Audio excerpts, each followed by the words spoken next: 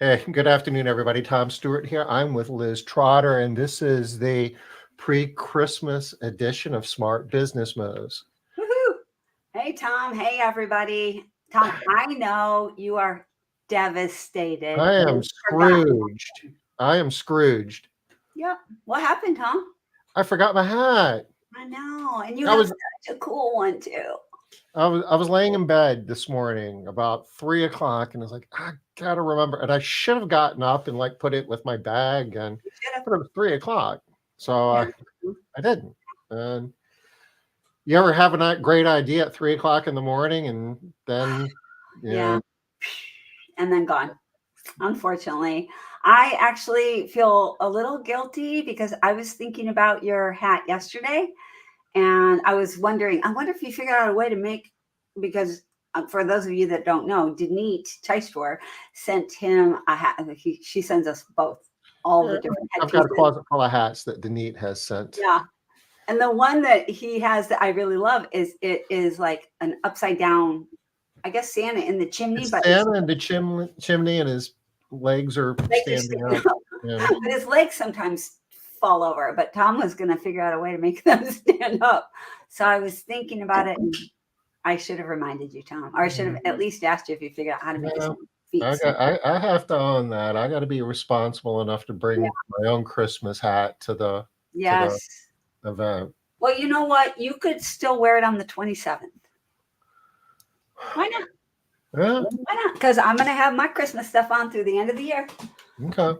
as is everybody else. So I have another hat that Denise gave me that I'm going to have on too on that day. So. Okay. All right. So what are we talking about today, Tom? Well, actually, we're, it says the art and science of happiness, but we're going to talk about a little bit more than that, I think. Yeah. Well, it all leads to happiness, right? I Hopefully. mean, anything that can make our business better would contribute to being happy, I would presume. Well, we're going to talk a little bit about that because I, that's actually one of the really interesting things about the science of happiness is that a lot of times what we think is going to make us happy doesn't. And what we don't even think of as possibly making us happy does. So you and I both know a lot of people, Tom, that have set like these goals, like they want to reach $1 million or whatever the goal is. And then they get there and they're like, oh, now what? Not happy. And there's actually a really good reason for that I think a lot of people don't know. Hey, Don. Oh, do you love these earrings? Me too. I love these earrings. Yeah. See, it's Christmas all around. So, oh, so anyway, we'll talk about that in a little bit. But I wanted to do kind of a quick recap. Tom, Don was on this call today. You had tell us about the call that you had today. Well, we had a call earlier today. We did a webinar using the Zoom webinar feature, something that I don't do often, but I might be doing more going into next year. It's a little different vibe than the whole StreamYard thing that we've been doing for a while. Few years. Yeah. I stumbled across a video from March of 2020 earlier today. I'm going to digress for a moment. And it was a different place, it was a different time, and yeah, we haven't changed a bit. Hey, Denise, we were just talking about you. Denise, my deepest apologies. Liz was supposed to remind me to bring my hat, and she didn't. And I'm sorry. She knows you better than that, Tom. She Liz, knows. Liz feels bad. Liz feels bad that she didn't remind me. Okay, I actually do feel a little bit bad because I know Tom can't be trusted to remember the important things in life sometimes. Yeah, it's okay, Tom. Thank you. It's okay. No, earlier. I was sharing that I was laying in bed this morning at 3 o'clock, and Tom, Santa hat. stop. Just stop. Huh? Tom, you have to stop talking about how you're always in bed. People are going to get the wrong impression. You just I was at the gym at 5:30. okay. Come All on. right. All right. I'm bringing it. Going to I'm work out. yeah. Now, Okay. I might go back home and go back to no. Here he is again, going back to bed again. Yeah. All But right. I did forget the Santa hat. I hate that. He's wearing it on Wednesday though. So for anybody that wants to see this adorable hat with the feet, you're going to figure out how to make the feet stand Yeah, I think you straight just on the feet. take like the Yeah. paper and stick up in there and Yeah. anything like that. Fill it out a little bit. Yeah. All right. Back to what we're Okay. talking about. Okay, we had all kinds of stuff going on today. What did we do today? You were talking about March of 2020, Tom. Oh, that. Yeah, I got distracted, and it was actually.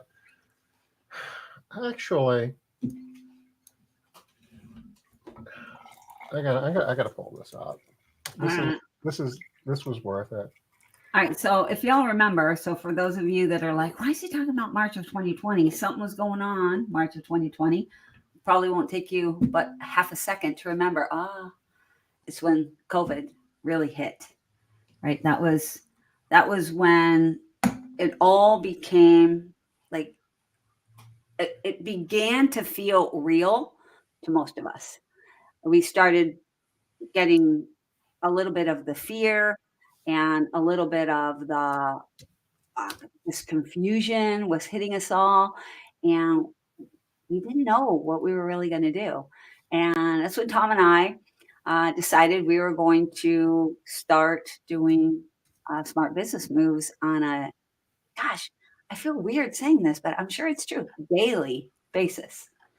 For an hour a day, starting back in March, we thought we were, it sounds so funny now, but back then we just were thinking we needed to connect with everybody. We personally needed to connect with everyone and see where everybody was, check in with everybody. And we knew that everybody else needed the support, needed to get together, and needed to, the community needed to feel connection because things were scary at that time.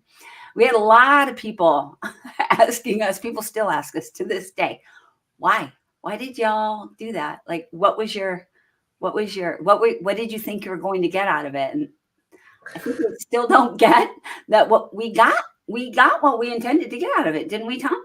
We did. It basically we were all under stress, and it was cathartic. It felt like Yeah. we were doing something, and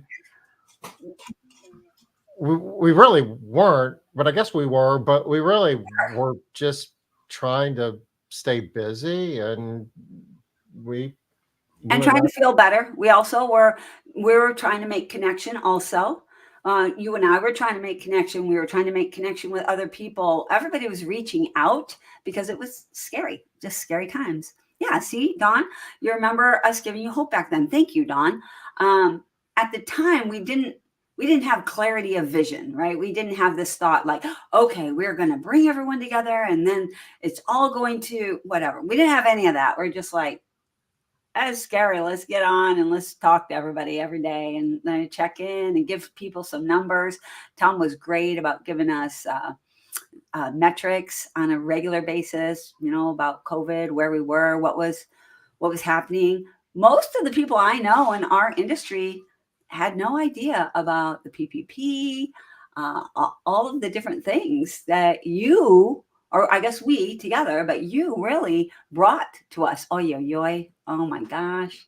Tom, oh my gosh, look how different you look. I mean, I always look different, but you look so different. This, I don't know. I'm sitting on the sofa. I wasn't even going into the office at that point. We were quarantined. And quarantine was a really big deal for those of you that don't remember. There are some interesting, later I know we're going to be talking about, the art and science of happiness. But one real quick thing is some interesting statistics. If you go to the World Happiness Report, I think you can go to worldhappiness.report. there are some really interesting statistics on, you're going to have to dig for them, so we won't be able to see them today. You'll have to dig.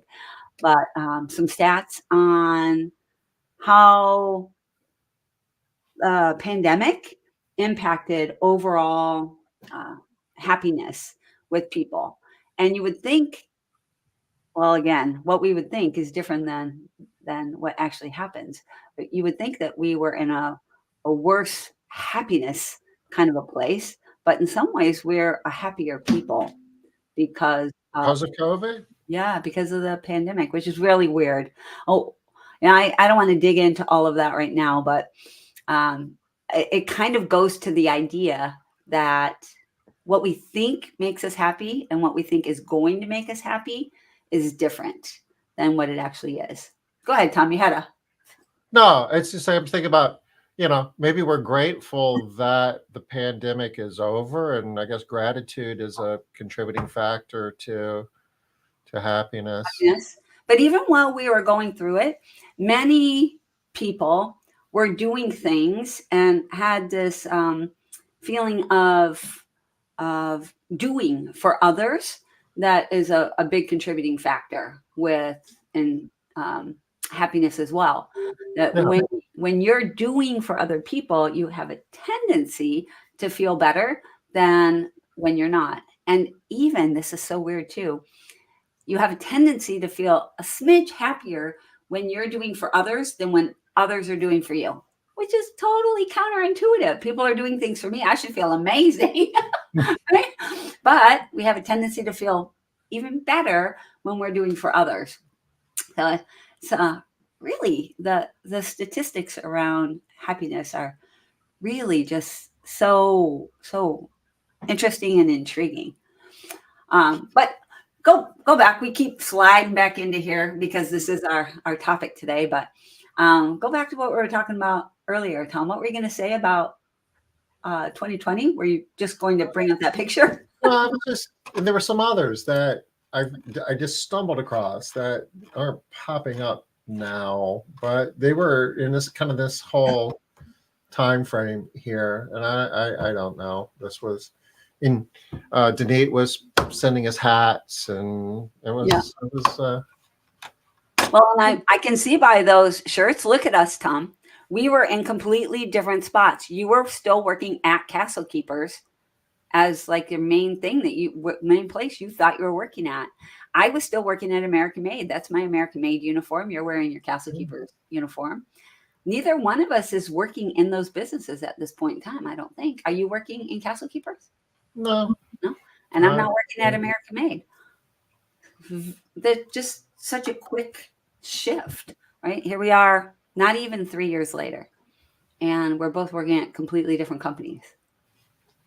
We were still working at the companies that we're working at now, but those were our main places that we were working. Interesting. I'm so glad you brought that here. I am gonna share the screen if I can. Okay. Hey, I miss seeing you, Wendy. You haven't been on any of our meetings lately, and I miss you. Hey, Wendy. We're actually talking about you. I believe it was today in a circle meeting. Let's see. Are you bringing up Made Central Academy, Tom? Yeah, we're going to be doing an event in Phoenix. Yeah.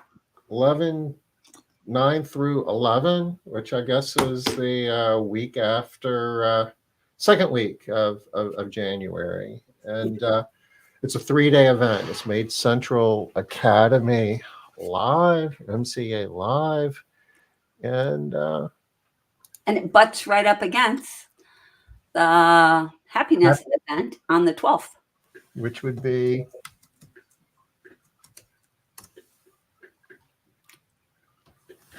is that like a yoga thing going on there?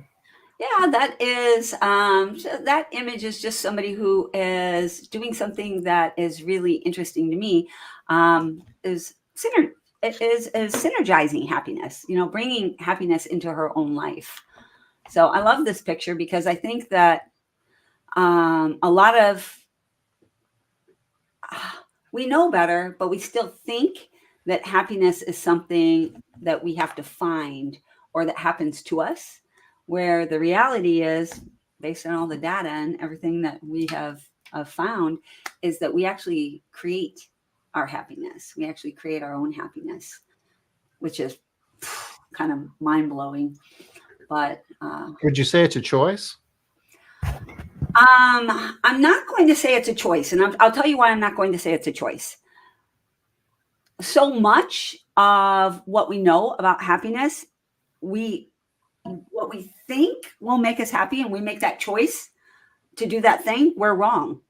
Right. We don't recognize it. So I'm not going to say it's a choice because we choose wrong so often. But it is within our control. And there are some things that when you learn the truth of what will make you happy, that you can make some good choices. Not that all of happiness is a choice. Absolutely not.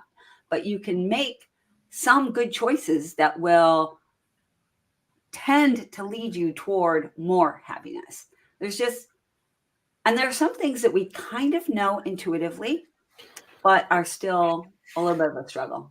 What, Tom? You look like almost frustrated. No, I'm not frustrated. I mean, it's you if you invest in doing the hard work, you can work at being happier.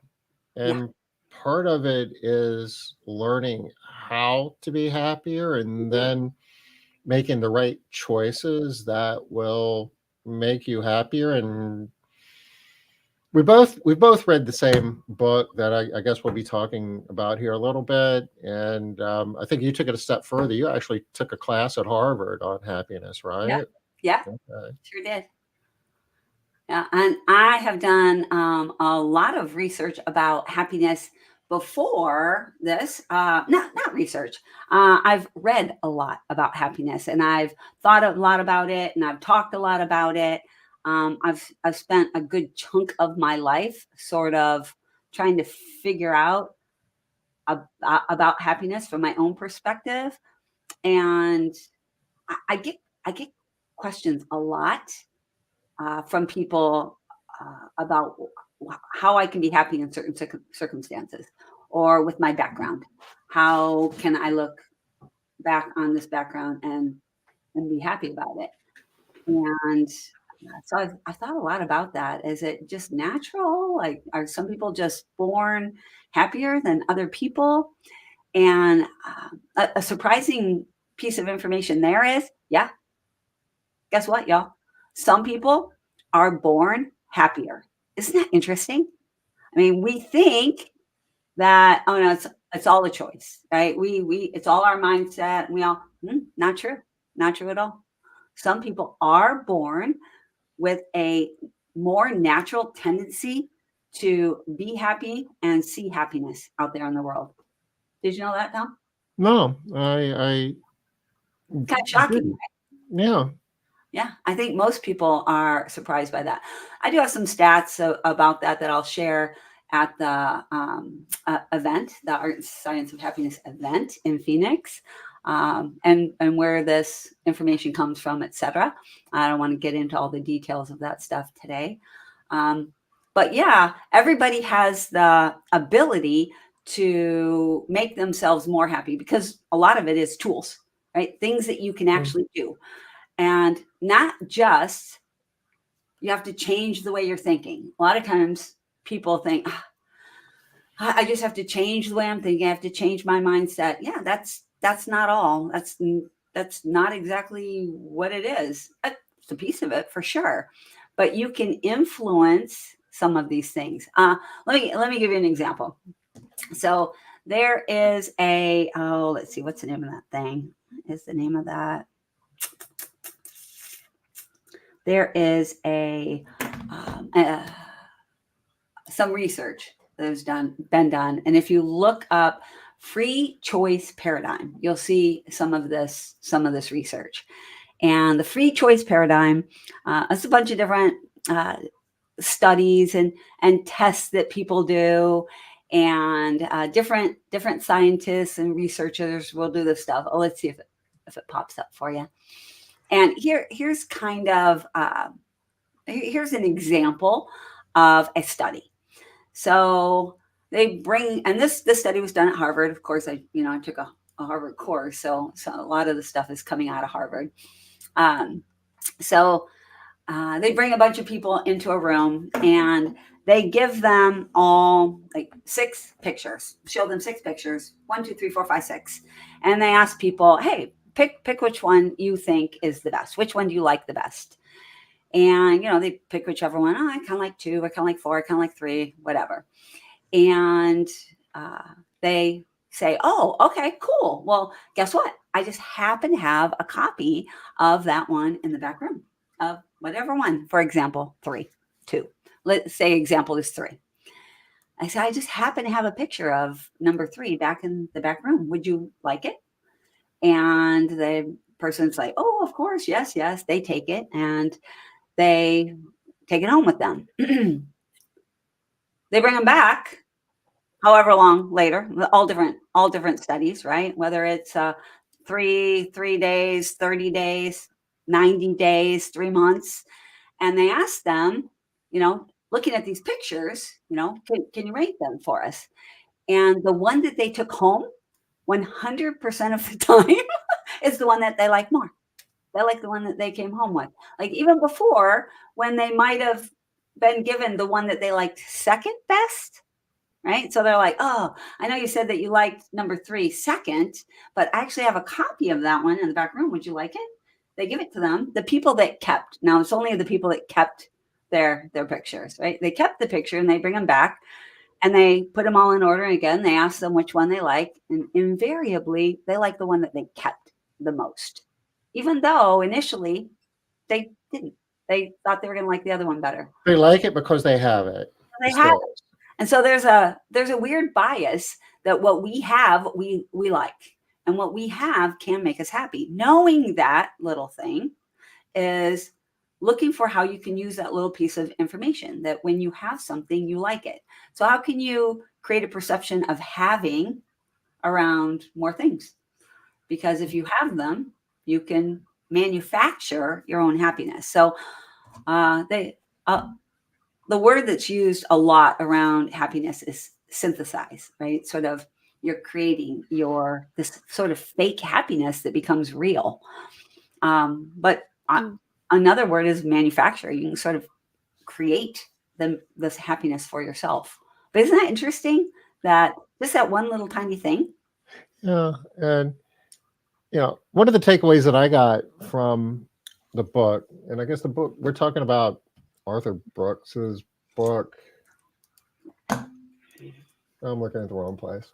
I just was talking to Wells G in Ohio about this book, Build the Life You Want.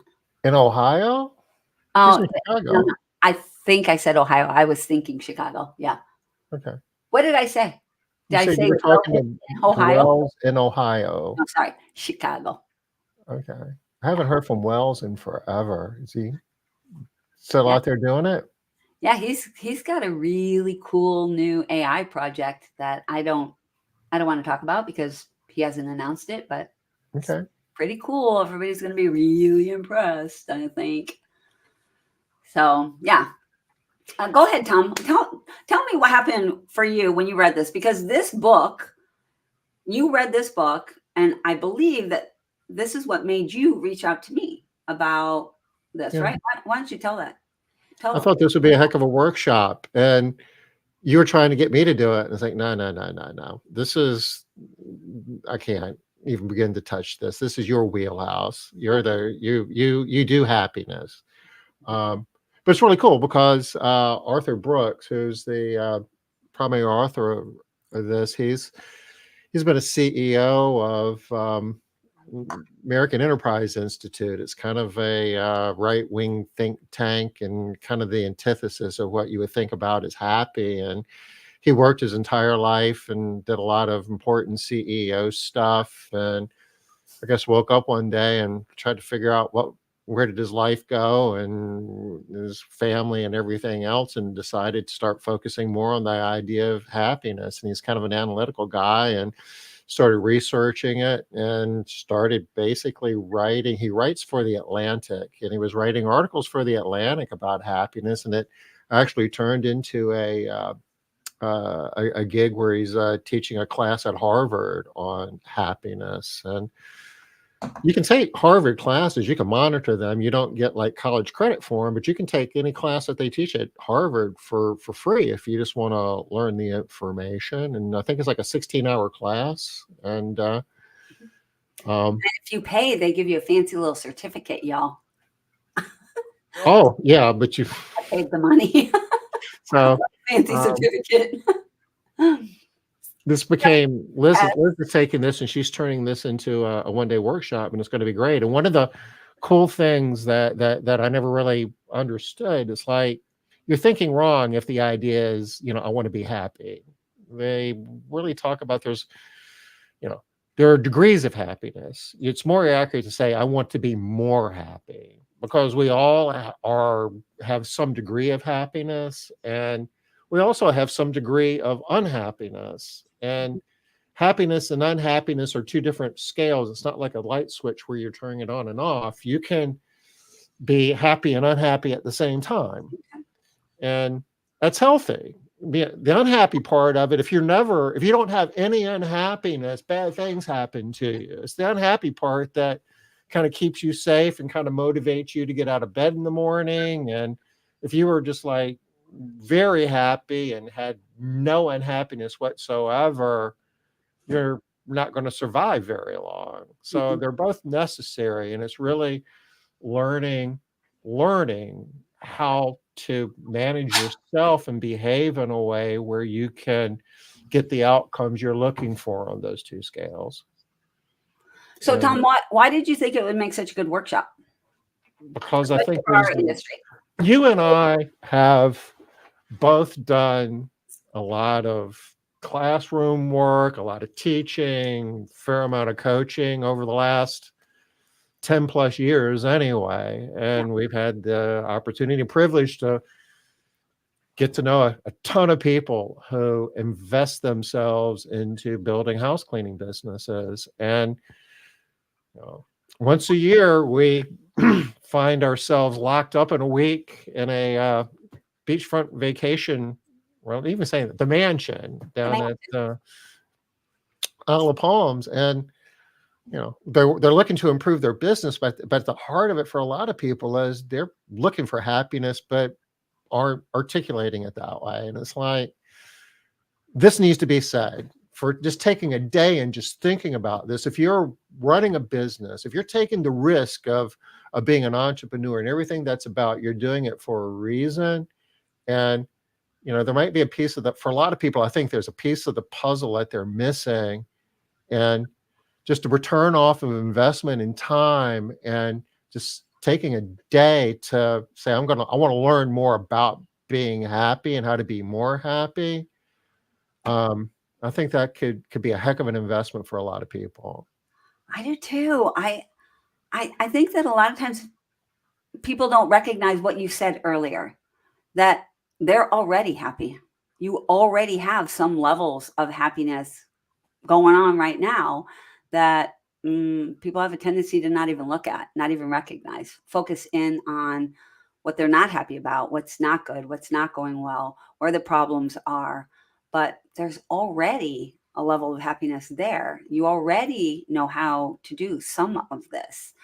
You just don't know how to, again, back to managing things, right? You don't know how to manage your own happiness and how to appreciate it. And well, I like this, build the life you want, right? Live into what it is that you're trying to create. And that happiness word kind of gets a bad rap too, wouldn't you say? Yeah, it's not. If your objective is to be happy, you're not going to be. I mean, it's not easy, I guess. It's work, and it's a certain amount of commitment and sacrifice and serving others. There's a whole lot into the recipe, and if you're trying to find happiness by sitting on the sofa, watching TV, and eating potato chips, you're not going to find it. Okay, but that's so weird. That's such a I love that example, Tom, because so many of us are we're striving for happiness, and part of what we think is going to make us happy is stuff like spending a weekend on the couch eating potato chips and not doing anything. Now, while we might appreciate that we had the time to do that or we were able to do that in the moment, when we look back, we rarely look back and think, "Ah, yeah, that that right there, that's what made me happy. That's what really felt good. Really, I just need more of that." Instead, what we do is, yeah, I need more time like that, and we kind of push ourselves down paths that won't actually make us happy. Part of this is again back into the science of it. I don't want to dig deep into this, but part of it is just the way that our brains are wired. Where our brains are wired to for ease, trying to get to the right answer and make everything easy. And but when we get there and we're doing absolutely nothing, very few of us um, are happy, and we're not holding on to that happiness. We can maybe feel it for a short period of time, but we can't hold on to it. When you measure when you measure people who are actively working and you measure people who don't have jobs and are not working, guess who's happier? The working people or the non-working people? The working But people. just burning yourself out working on your business though isn't the full answer either. And Absolutely not. why that's why I'm really high on this workshop that you're going to be doing in January, because you know I know a ton of people that go to workshops. I can't keep up with what I got going on here. I know I've got a ton of people that go to workshops on how to generate more revenue, or how to create a better culture in my business, or how to learn how to use core KPIs in my business to predict get predictable revenue and to forecast outcomes, which is all worthy things to do. I'm not saying that's bad, but Well, um we both teach both of those. We both teach all of that too. yes, We do workshops on that. You're doing the MCA Live. I do workshops on that. My circles are built around the idea of core KPIs and getting outcomes that are predictable.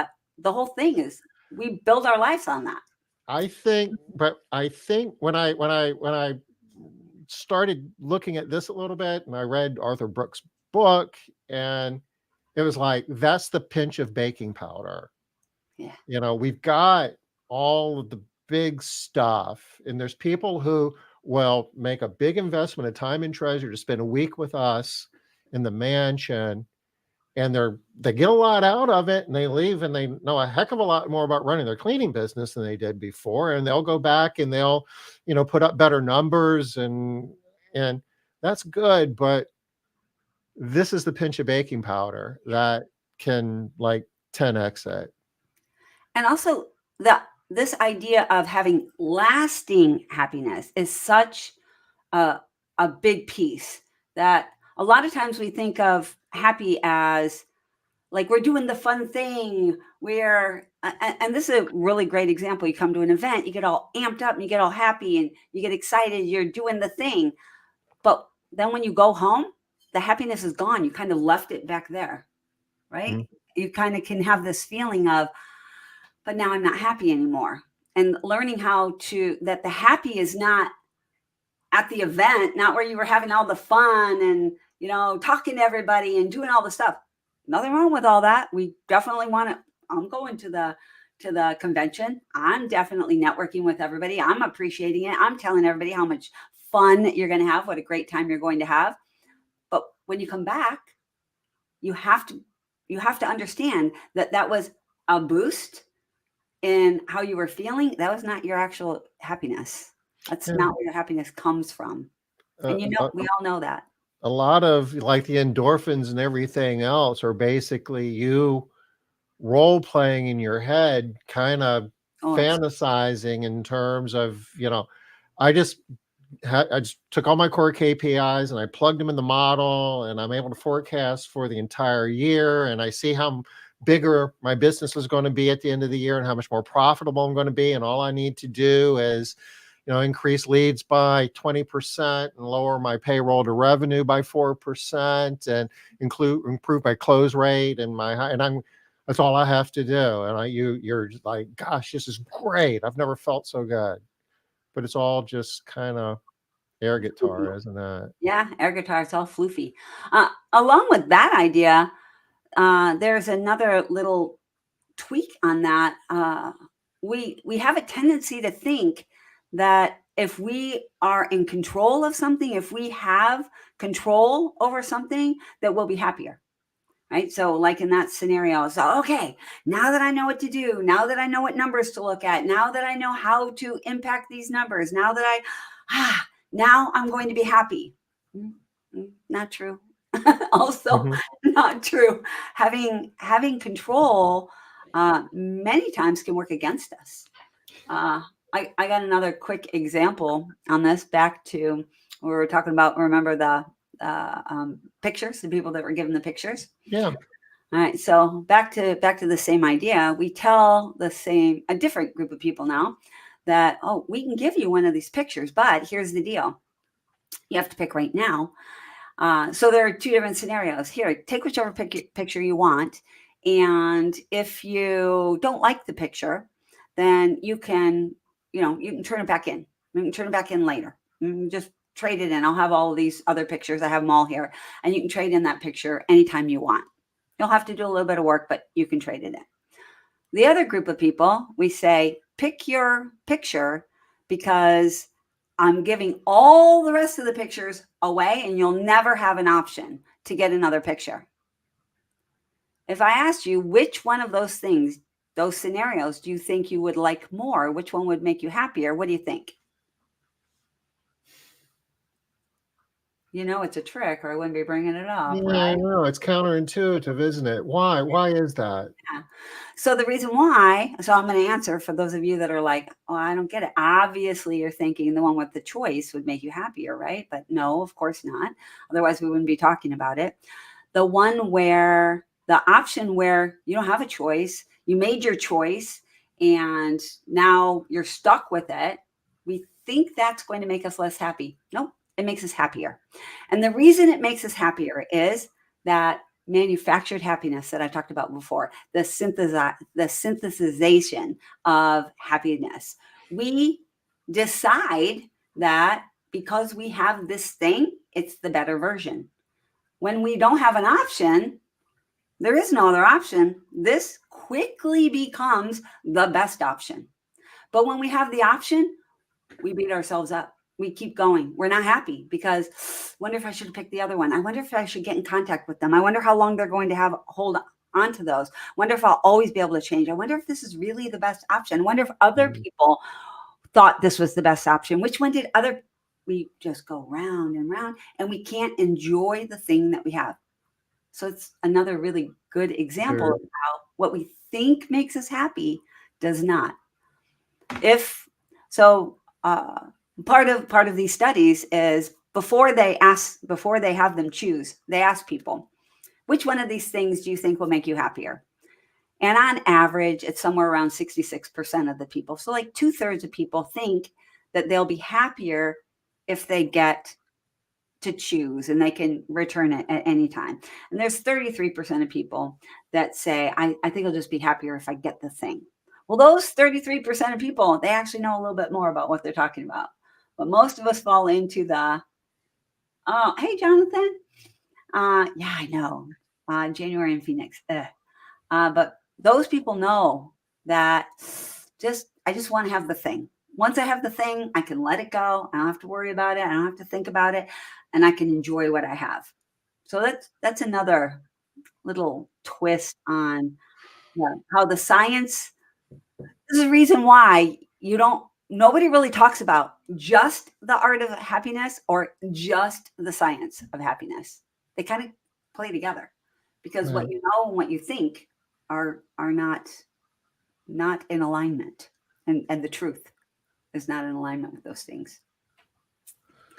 So for the euphoria of, go back to the example of I've got all my core KPIs, I plug them in the Yeah, model, I can forecast where I'm going to be at the end of the year. This is awesome. You start feeling great about what yeah, your future is going to look like, and then you go home and really don't do anything. You know, you're gonna lose in it. my mind, that really ties back into what we're talking about here.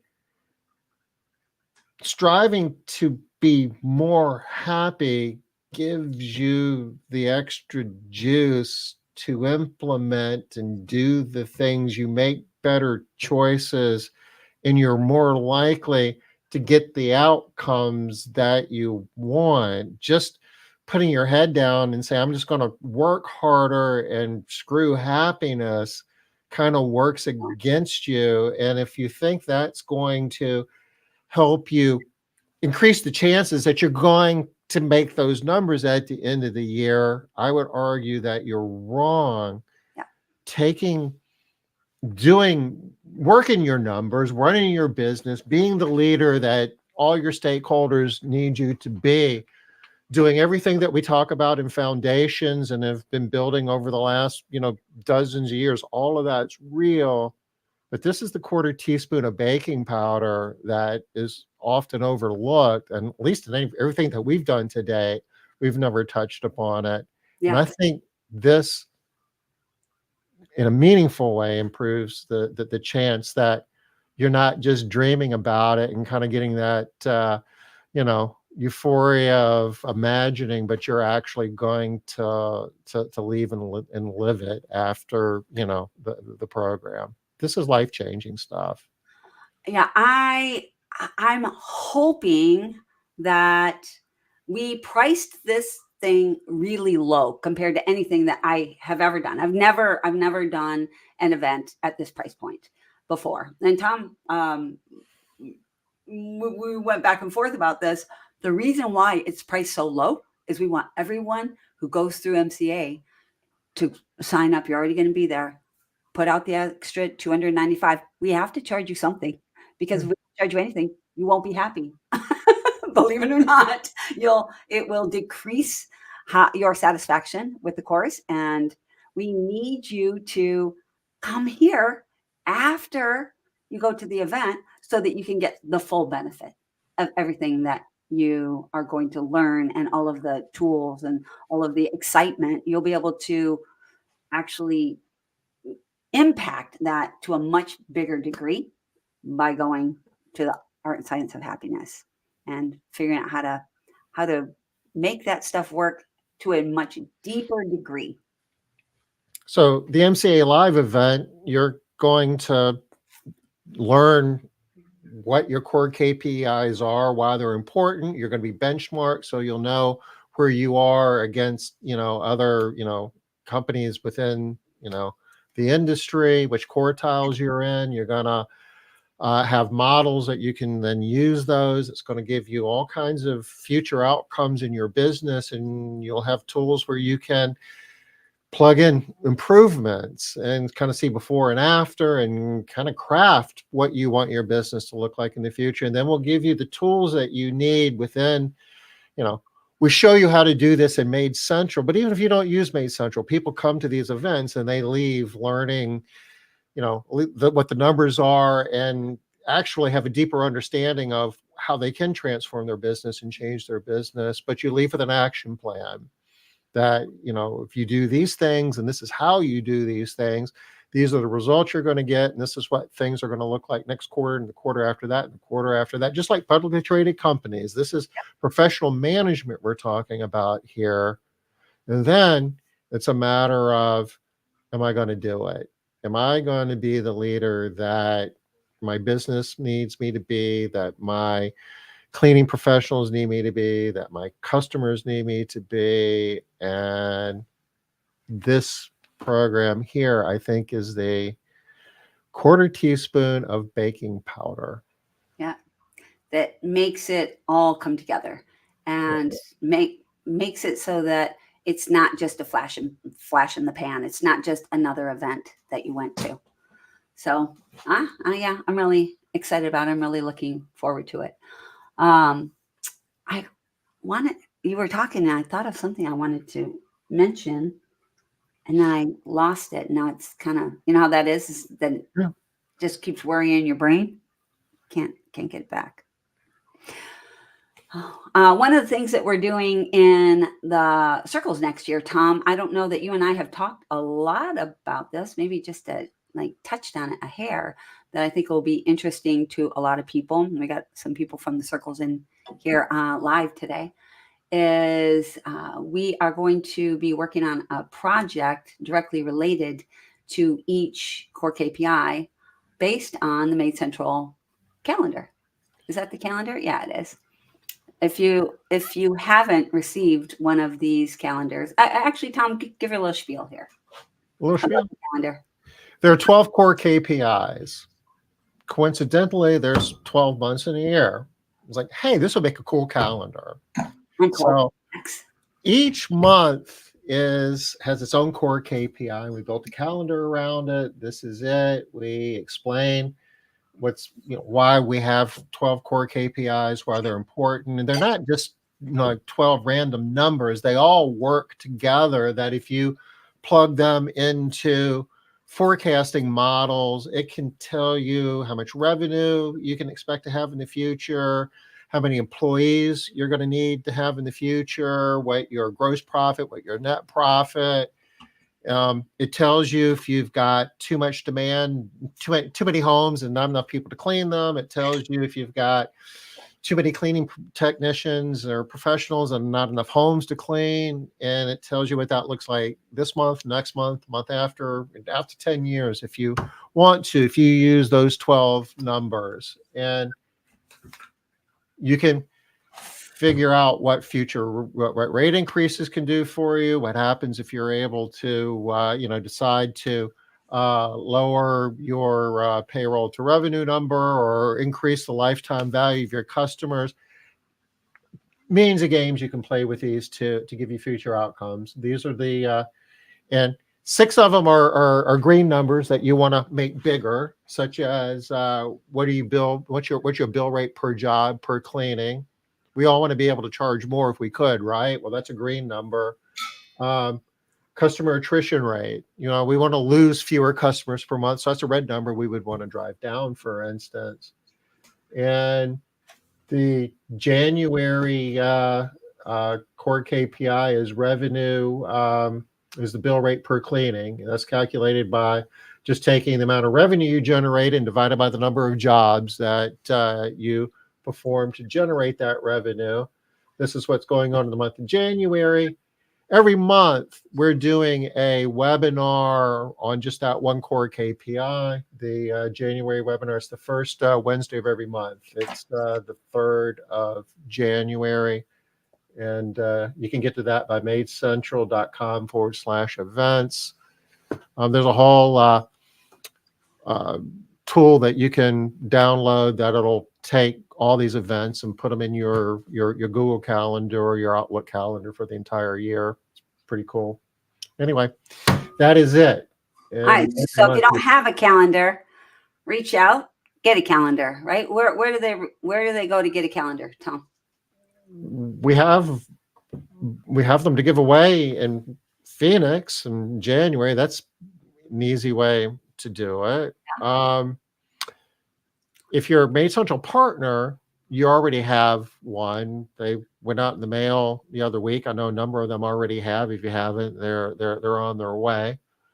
If you're not a Made Central partner and if you don't have a calendar but you want one, we'd be glad to send you one. But we'd like for you to take a look at Made Central so you would have some idea of why these numbers are important and how we use them in Made Central. And you can go to madecentral.com and set up a demo.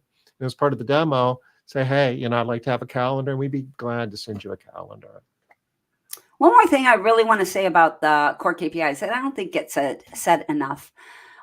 So in our industry, historically, people were just like cleaning some houses and just doing some things and making a little extra money. But there is no reason why this can't be a real business. But real businesses run by numbers.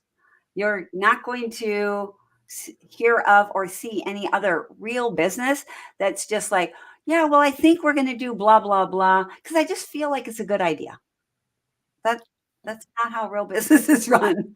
You have numbers, you have some data, and even if you're brand new, you've never cleaned another home. There's data in the industry, right? So look at the numbers and figure out how you can use the data to move yourself forward. You have a forecasting tool, Tom, I believe? Yeah, we do. We did a webinar earlier today, and if you go to corekpi.madecentral.com, basically corekpi.madecentral.com, I should drop that in chat, right? That's kind of the Yeah, that's normal really important. MO, and it's free. You just basically sign up for it, and it's free, and you have access to it forever. And there are a number of tools in there that aren't here. Here we go.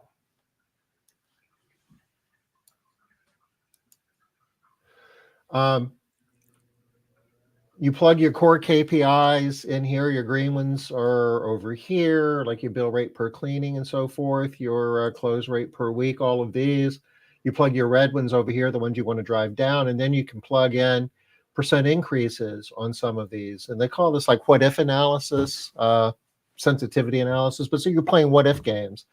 And you can see what your revenue would be with no changes. You can see what it would be after those changes and see what happens to your revenue and your profit, and um, go down and kind of see what that looks like by month. And you can do it over 10-year period if you want to. Here's another calculator that will allow you to take some of those other core KPIs. Not everybody has access to all these numbers. I know that you teach people how to do this in circles, regardless of what software you're using. But just off the top of your head, if you haven't done some of this training, worked with us a little bit. And by the way, we're going to be teaching. This is kind of a personal goal of mine. I want more people to know how to do this and what these numbers are about next year. And I'm going to be doing more training myself to help people with this. This is part of my happiness journey, okay? Because Passion project. this makes me happy. And more people in this industry are going to understand these numbers and understand what to do with them. That's my goal, and how to use them to get better outcomes so they can be happy. But if you're not using Made Central, and if you haven't participated in some of the training that Liz does or we've done in the past, here's some simpler versions where you can take some numbers that you probably do have in your business, and you can play some what if analysis in terms of outcomes you could get if you do rate increases of various levels, or lower your cost of goods sold, basically just getting more revenue per labor hour in your business, or reducing the customer loss rate per month. And it kind of shows you what the change in net profit can be in your business by doing those things.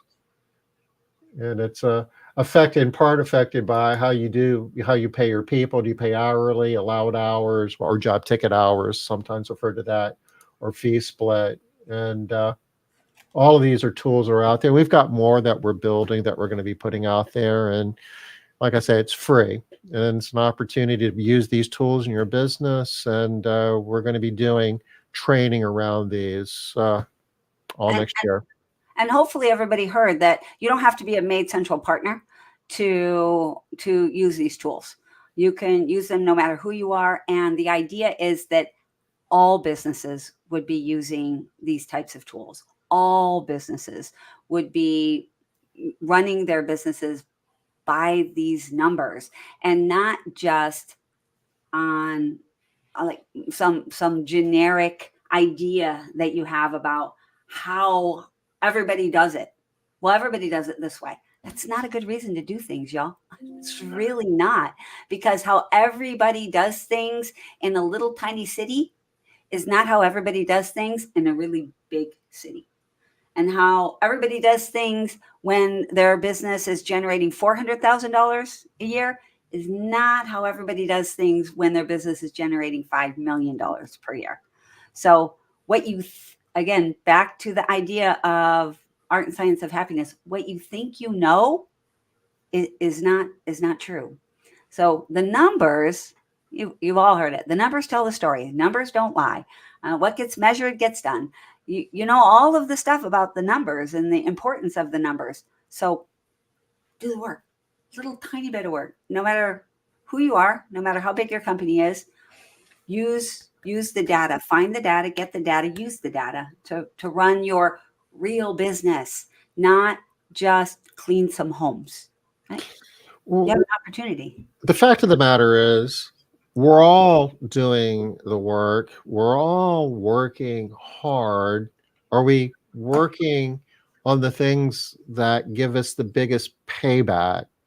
And too often, we're times where burning calories trying to bail the boat out when we should be plugging the holes. We're working hard trying to make, just trying to make payroll.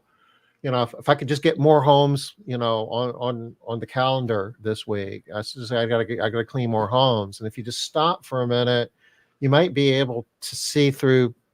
Not might, I see it time and again. You could be making more money and cleaning fewer homes if you just stop for a minute and use the numbers. Yeah. Do the right thing. Do the right thing at the right time based on your numbers. So, hey, Tom, could you do me a favor and share the Core Profit Builders happiness event link so that people could sign up? Y'all get in there and sign up. Don't don't don't think that it's just going to happen for you. That if you hit this goal, you do this thing, that you're going to be happy. It's just not the way happiness works, unfortunately. Sign up. We're going to give you a toolkit. It's a funky little toolkit that you haven't really ever thought about before for manufacturing your happiness along these lines. But, oh shoot, I pulled myself off track. And if you want to come out for the entire week, and we encourage you to do that. Phoenix is beautiful in January. You can go to madecentral.academy and see more about the Made Central Academy and the MCA Live event that we're doing that week prior to the happiness workshop. And you won't be disappointed. I promise you, you're going to walk away. If you're not using Made Central, I'm gonna warn you ahead of time. You're going to think twice about it. You're going to be, can't guarantee you're going to change, but you're definitely going to be seriously tempted to, and you're going to know more about how to use these core KPIs, especially now that we've got these free calculators that you can use regardless. I thought I would get back the point I was trying to make before I asked you to put that. Did I help or hurt? No, you didn't. No impact. No impact. I just didn't get it back, unfortunately. I'll have to go back and find out what I was going to say. Watch the recording. No, I'll post it in the comments. But we are at the top of the hour. We are. So seriously, do yourself a favor. If you think that it's all about just the hustle and grinding and putting in the long hours and just making the green numbers get big and the red numbers get small, that's necessary but not sufficient. There's more to it than that. Take a day and invest in this. You'll be glad you did. Are we done for today? We are, Tom, but I just want a reminder, you're going to remember something. You're going to go home and you're going to get something. You're going to put it in your car so that you have it for next week. What is that? Santa Claus pants. There you go. Santa Claus pants. I want to see those on your head next week, Tom. Great to see everybody. Everybody have an amazing Christmas and enjoy the day. Right? Watch for what's going great on Christmas Day. We'll see you next Wednesday, 5 o'clock Eastern. Bye-bye. Bye, y'all.